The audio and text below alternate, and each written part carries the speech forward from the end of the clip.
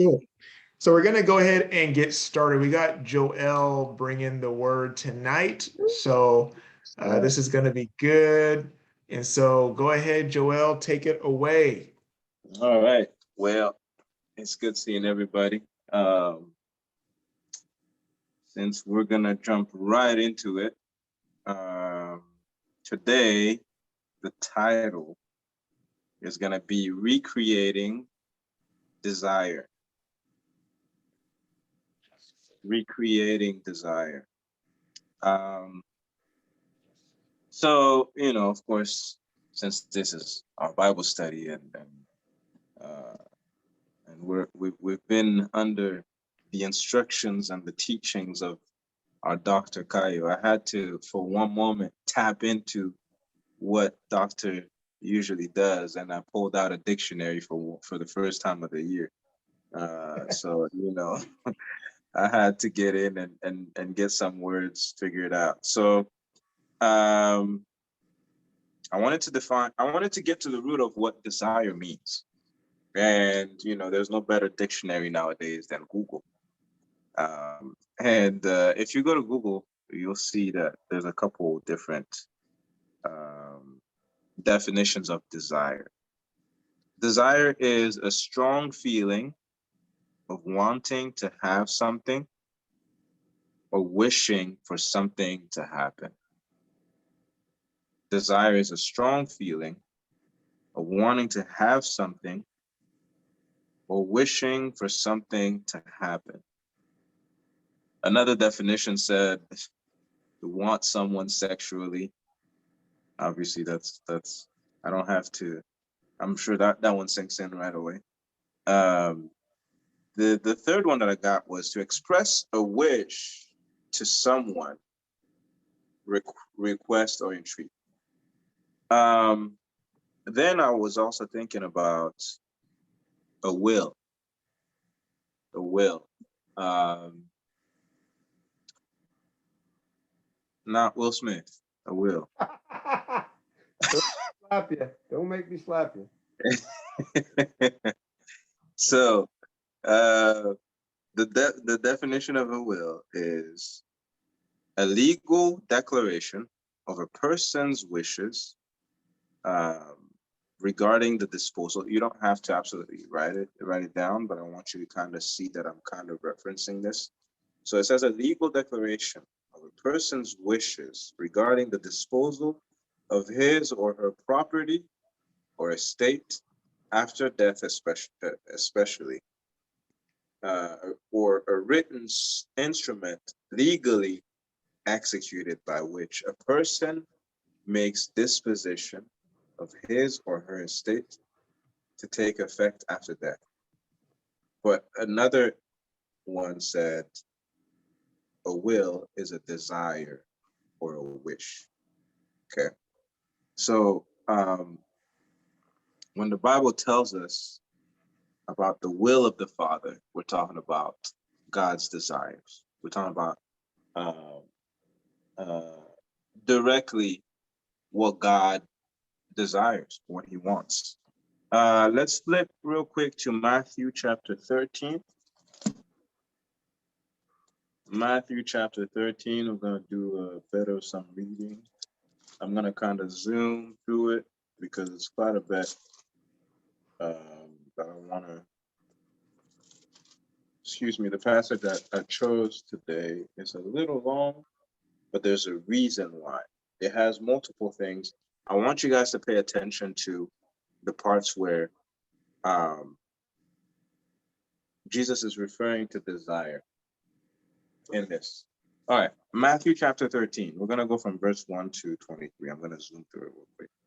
So it says, on the same day, Jesus went out of the house and sat by the sea, and great multitudes were gathered together to him, so that he got into a boat and sat, and the whole multitude stood on the shore. Then he spoke many things to them in parables, saying, behold, a sower went out to sow. As he sowed, some seed fell by the wayside, and the birds came and devoured them. Some fell on stony places where they did not have much earth, and they immediately sprang up because they had no depth of earth. But when the sun was up, they were scorched, and because they had no root, they withered away. And some fell among thorns, and the thorns sprang up and choked them. But others fell on good ground and yielded a crop. Some 100-fold, some 60, some 30. He who has ears to hear, let him hear. And the disciples came and said to him, why do you speak to them in parables? He answered and said to them, because it has been given to you to know the mysteries of the kingdom of heaven, but to them it has not been given. I want to pause here real quick and mention to you, if you really look at it, Jesus is separating the disciples from the multitudes that were following him, because the disciples had invested their time. They showed the desire to actually listen to him, to learn from him, to know why he's here or what his mission is. And they were there for him. They were there because they knew they were gaining something, and what they were gaining was very valuable. Case in point, you can find basically one of the examples is, if you remember when Jesus said there were multitudes of people who were leaving because of what he was saying. That was hard to understand. And he said, what, so are you guys also going to leave? And Peter said, where shall we go? As you have the words of life, right? And so this was basically proof that they had chosen to stay.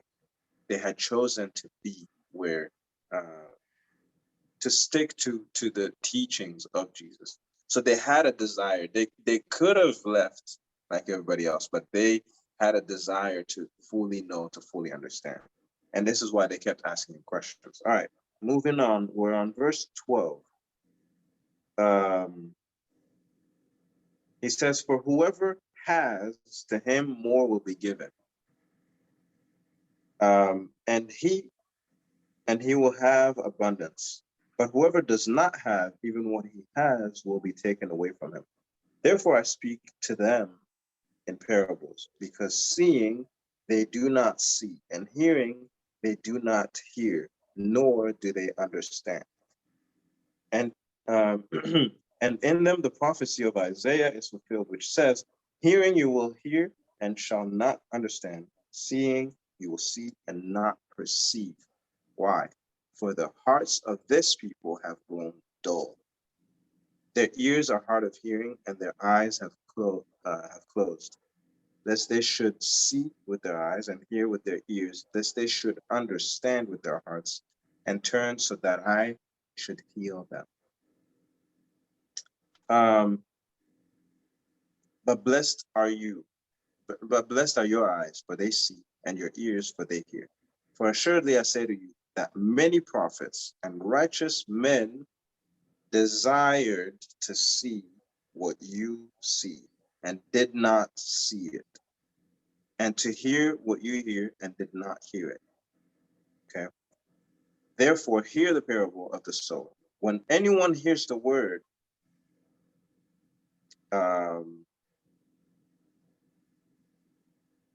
actually, I think we can come back to this one because I will go back into it at the end. So to save a little bit of time, we're going to pause on this one here, on verse 18. So the main reason why I wanted to share this passage, multiple times here we see that Jesus is insisting, you know, hearing something, I could be talking to you, but see, if you don't have the desire to actually understand what I'm telling you, you're just hearing because your ears are functioning. But understanding takes effort. It takes you desiring to actually understand what I'm saying. It takes you desiring to be invested in what I'm saying. And if you don't care for what I'm saying, you're just gonna hear it. But and it'll be that thing, I don't know, we've all done this, where it's like, yeah, somebody else mentioned this before. I didn't get it before, but I get it now. Why? Because now you're paying attention. Because now you actually care more, right? And so sometimes we find ourselves doing that, where we have some things that you could be in a situation, but because your attention isn't on that specific thing, because you don't desire it, you may hear it, you may see it, but it may not move you, and you will miss that opportunity. But when you desire something, when you're looking for something, when you're seeking something, when you see it, you grab a hold of it like it's something that you treasure. We're gonna move to. I will prove this to you because in this passage, let's go to Mark chapter 10, and it'll be Mark chapter 10, verse 46. We're gonna get to 52. Mark chapter 10. For me, I am more of the type of person that likes to reference a lot of different Bible verses to really kind of get a more in-depth type of look on a specific topic. So we're going to be hopping around the Bible a little bit. But Mark chapter 10, verse 46 to 52. This is the story of blind Bartimaeus. I want you to see and pay attention to the excitement of this man. Now they came to Jericho as he went out of Jericho with his disciples and a great multitude. Blind Bartimaeus, the son of Timaeus, sat by the road begging. And when he heard that it was Jesus of Nazareth, he began to cry out and say, Jesus, son of David, have mercy on me. Then many warned him to be quiet, but he cried out all the more, Son of David, have mercy on me. So Jesus stood still and commanded him to be called. Then they called the blind man, saying to him, Be of good cheer, rise, he is calling you. And throwing aside his garment, he rose and came to Jesus. So Jesus answered and said to him, see, all these clues were still not enough for Jesus. Because it was like, Jesus said, okay, yeah, you're shouting. Yes, you're throwing your garments off. And yes, you're excited. But now he comes to Jesus and Jesus says,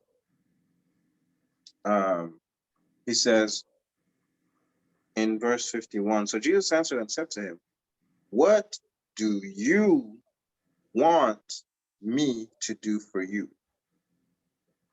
The blind man said to him, Rabboni, that I may receive my sight. Then Jesus said to him, go your way. Your faith has made you well. And immediately he received his sight and followed Jesus on the road. I only have a couple points tonight that I really wanted to make. And the first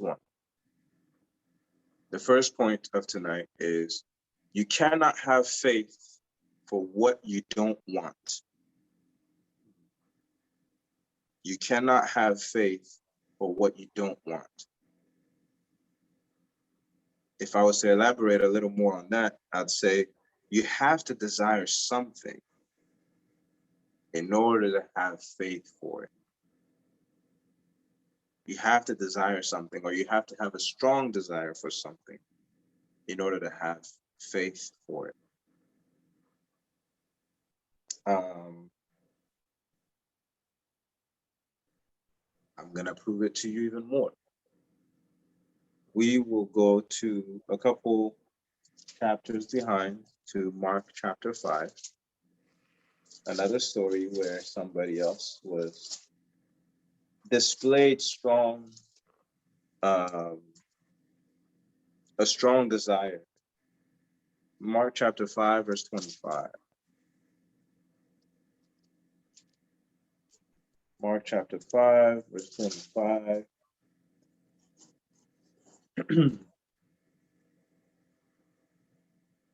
We're going to go down to 32. Well, I'm gonna skip a couple of verses, but we're gonna go down to verse 30, and then I'll skip to 32. So now a certain woman had a flow of blood for 12 years and had suffered many things from many physicians. She had spent all that she had and was no better, but rather grew worse. When she heard about Jesus, she came behind him in the crowd and touched his garment. For she said, if only I may touch his clothes, I shall be made well. And immediately the fountain of her blood was dried up, and she felt in her body that she was healed of the affliction. And Jesus, immediately knowing in himself that power had gone out of him, turned around in the crowd and said, who touched my clothes? And of course, she was healed. So we're going to jump to verse 34. And Jesus said to her, daughter, your faith has made you well. Go in peace and be healed of your affliction.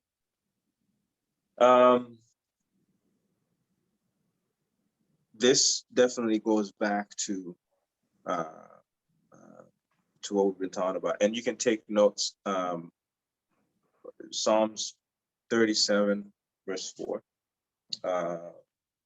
is one verse where that says to trust in the Lord with all your heart, and he will give you to delight yourself in the Lord, and he shall give you the desires of your heart. That's Psalms 37 verse 4. What is the point in all this? We've been jumping around here and there, but I really want you guys to see that the main thing, number one, yes, we talk about faith, but I think that sometimes we also don't take into consideration that if we don't have a strong desire, for the healing, for what we're believing for, it becomes hard to stay in faith, to stay strong, and actually receive what we're asking for. It's like the parable of the sower, where Jesus talks about how the seeds are thrown, by the wayside, and the ones that were thrown among the thorns are I'm kind of jumping ahead of myself, but those ones were the ones that were they got distracted, and they were distracted by all these things that the world was throwing at them, the cares of this world and all of that. And so what Jesus was talking about was there is sometimes when your desire isn't strong enough, when your faith isn't strong enough, when you're not focused on the word well enough, you're gonna get distracted easy. You're gonna get distracted very easily, and what that does is you're not gonna produce fruit. But God's will is that we would produce fruit. God's will is that we would bear much fruit. That's what he says in multiple places. One of the places is John chapter 15. You can read verse 1 to about verse 8 or all the way down to 11. It talks a lot about bearing fruit and what that looks like, right? So we have to know, or we have to remember that God's will for us, for our lives, is definitely that God definitely looks at what we desire. That's number one. He wants to give us what our hearts desire, but where is our heart? Where is your heart? Where is your focus? Where is your attention? right? We've been talking about all these things during our Bible studies, and I wanted to kind of bring something that would add up, that would line up with what we've been learning. And this definitely really speaks to me, because I feel like a lot of the times we neglect the part that is you know, that part where it's really like what starts from your heart, from where you are. What do you want? What do you desire? What do you think about? What is your obsession? What is it that's on your heart that you can't shake off, that you thought about 15 years ago, that you're still thinking about today? It's developing. What is it that that when you see it, it either causes you to want to act, or you don't have peace about it because you know you can do something about it, right? What is that thing?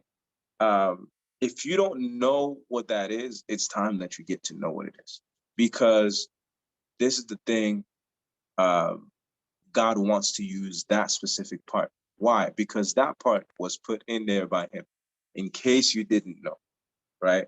But if we do know that already, how much work have we done to really develop that part, to really clarify that desire, to fully understand that desire, to deepen the roots of that desire, to really bring out that desire, to make it come to life? How much work have we done there, right? I know for a fact that when I started kind of comparing, trying to understand it, as we've been, studying about faith, I saw that this is one aspect where I started understanding why God says in Proverbs 4, verse 23, to guard our hearts, because from there flow the issues of life. That's a passage that Jeremy had shared with us a few weeks ago, if you guys remember.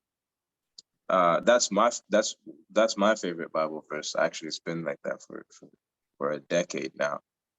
But it's such a deep and important matter of fact. Actually, I know, I'm starting to really know that that's kind of the message that God has for me and through me to share with other people. It's really to watch what goes through our hearts, watch what goes through your soul, what pay attention to that stuff, develop that stuff, value it, because if you don't, you're missing out on God, because, see, this is the thing. I started realizing that, through the in life, really, my ultimate goal, my ultimate desire is to seek the ultimate me, the best version of me. Now, I know in church, most people will be like, oh, you're seeking the wrong thing.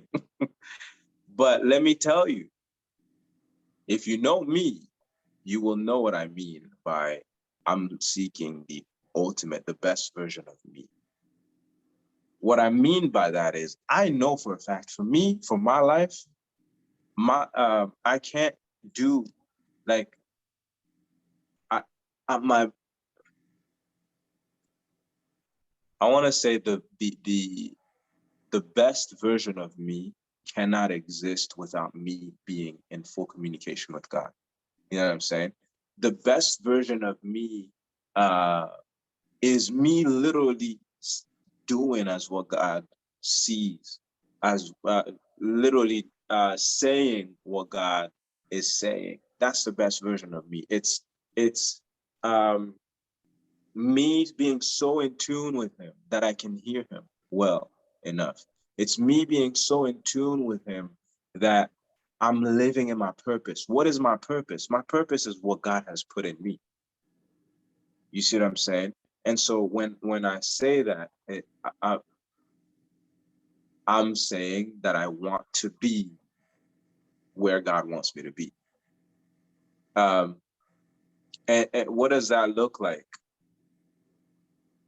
Well, Jesus was there. Me and Antoine and Jeremy were talking a few days ago, and I mentioned how, one example I could give was, let's look at Jesus, how Jesus lived. You know, Jesus didn't always have to pray all the time before and ask God, well, should I do this or should I not? Right? Jesus he was so in tune with God. He knew what God was doing and what God wanted to do, so much so that he could just get up when they were in that storm on the boat and he was knocked out asleep. He got up because they woke him up. You ever, like, you know, when you're in deep sleep and water is sinking in and coming in and you're not even waking up.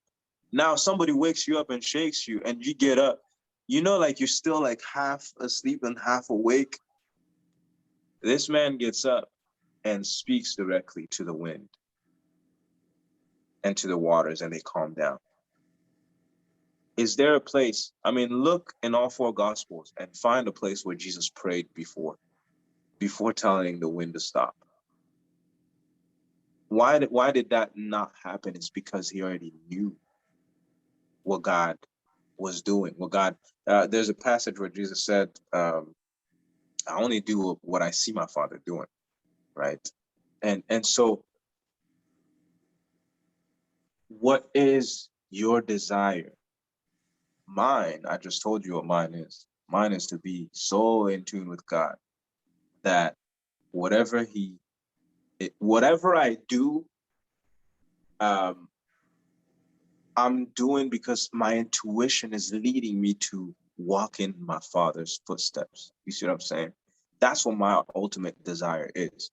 And so because I want that, see now, because I know what my ultimate desire is, now living in righteousness is not a chore. You see what I'm saying? Because I have a desire to live the way God wants me to live, living in righteousness is not a chore. It's not it's not something where I'm like, man, I got to do this, or I got to give this up, or I got to stop this, or yes, there's times where I'm like, man, I really like, I'd rather do something else. Right. But really, ultimately, lately, actually in the past couple of weeks, what I've been doing is I've been at assessing some of the more superficial desires and emotions and feelings that I've been feeling, and then saying, okay, is this the real deep feeling that I want to fulfill, or is there more? And I've noticed most of the time, anything that relates to the carnal mind, and we've talked about. I don't know if the doctor has already. We haven't stepped into that yet, but I'm getting too far ahead of myself. But sometimes it's like, when I'm just thinking on a carnal level, right? When I'm just thinking kind of like, when I'm not being mindful of the things of God, I realize that those emotions and what's driving me in that moment is superficial. And so when I want to get to the root, to the bottom of what I really desire, I realize, wow, I actually want to be stronger. So this little feeling and this little temptation, maybe it's just there for me to overcome it so I can actually see that I'm getting stronger. You see what I'm saying? And so I think the main thing today is I want us to focus on remembering you need to sit in your desires, assess yourself, listen to yourself, pay attention to what's going on the inside of you. Retrain your desires, because I think that sometimes we don't pay attention to our desires. But guess what? We're men, and I know we're not taught to like look at our emotions and how we're feeling and all these other things. But guess what? Alexander the Great was driven by a great emotion. It was courage in what he was doing. Ambition is also an emotion, right? And so it's like the man wanted to take over his world back in his day. You look at people like Kobe, I mean, while he was alive and even after he passed, a great inspiration for determination and drive. But you really listen to his interviews and all that stuff. He'll tell you his drive, his desire to win was so big, it was so deep. That's what he thought about. That's what he was consistently thinking about. He was on that court training early in the morning and multiple times, more than most athletes would during the day. Why? Because his drive, his desire to win was much stronger than a lot of people's desires, right? And so I think that sometimes we overlook that part of ourselves, but I want us to really refocus on recreating our desires, on rebuilding our desires, reshaping or steering our desires in the direction that we truly deeply want them to get to. So I want us to really start focusing. Take time to meditate, take time to sit down, take time to think, take time to pray. Take time to ask yourself questions, talk to yourself, find out what you want. What do you want? Because I promise you, sometimes, I promise you, you're going to find out that there were some superficial desires that you had. And it's not bad, but you have to understand that those may be there, but they're a distraction. Sometimes we waste the bank of our desires. Our desires are supposed to be for a purpose. It's supposed to be for you to build something. You know what I'm saying? God wants us to build something. That's why he's put those desires in your heart. There's multiple examples we can give. Martin Luther King, his dream was that he would see, people of different color walking hand in hand, living, peacefully, right? That was a big desire that he had. And guess what? Eventually, they were able to sign papers that put it into the law, that you couldn't, people couldn't harm each other because based off of the differences in race. There's that desire to see justice was put there by God. You know what I'm saying? Those are things that, but see, if you don't amplify that, because it takes focus, it takes attention. The late, great Bob Proctor is the one who said, a lot of the things we don't accomplish is because of weakness of attention. It's because of weakness of attention when we lack focus. I'm calling myself out on this. The reason why I'm sharing these things with you guys is because that's what it's been downloading in my head. I'm trying to change myself. I'm trying to recreate the right desires. I'm trying to amplify them. I'm not telling you things that I'm not practicing. I'm literally telling you things that it's things that have been on my mind. It's been things that have been in my spirit for a couple months now, a few weeks now. And it's still growing and it's still developing. But I wanted to share these things with you guys so we can all go in the same direction. In closing, I want to, because I know we got to share, but in closing, I want you guys to look at, today I'm mainly giving examples of men who really tried, who really had a strong desire and who made an impact. I want you guys to see that having a strong desire for something will create consistency and this persistent mindset.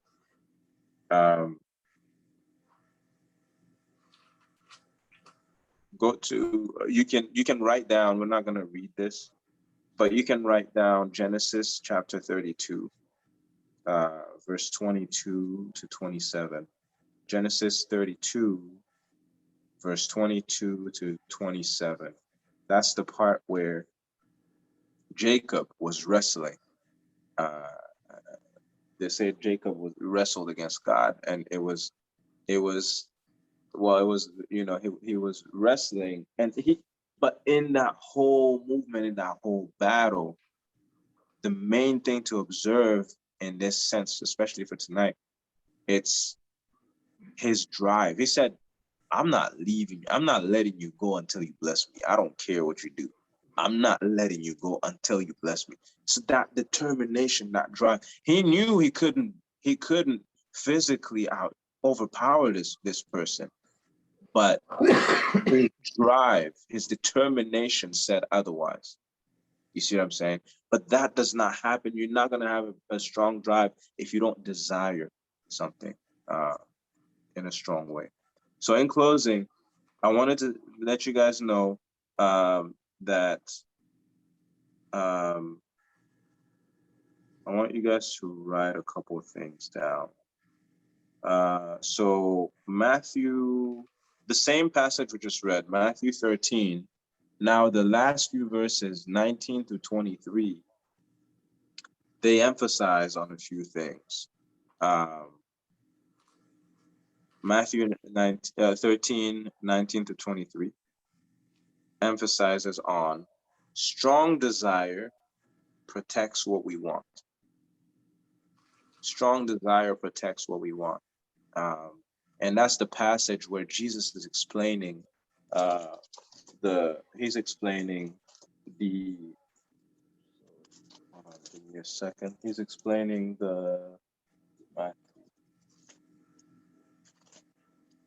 that's the part where Jesus explains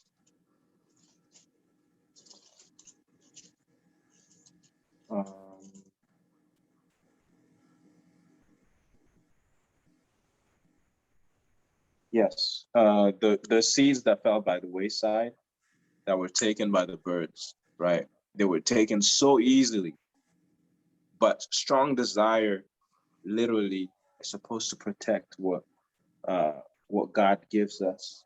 And then the other one I wanted you guys to write down is strong desire gives us endurance to keep what we want. Strong desire gives us endurance to keep what we want. And that one is, if you really look at it, it's the seeds that fell on stony places. Jesus says in verse 20, he says, "This is he who received but he who received the seed on stony places, this is he who hears the word and immediately receives it with joy." Verse 21, "Yet he has no root in himself, but endures only for a while. For when tribulation and persecution arises because of the word, immediately he stumbles." And then he says in verse 22, "Now he who received seed among the thorns is he who hears the word, and the cares of this world and the deceitfulness of riches choke the word, and he becomes unfruitful." Again, this is the distractions that can choke your vision of what you desire.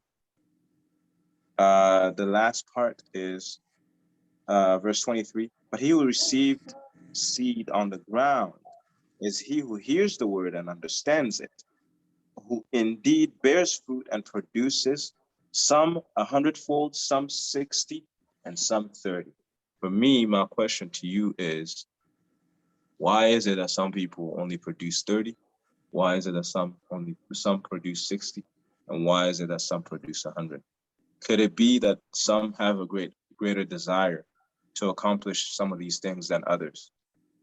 Could it be that maybe it's the environment and what you were given? Because yes, the parable of the talents also tells us that one of them was given only 1 talent and the other 3 and the other 5.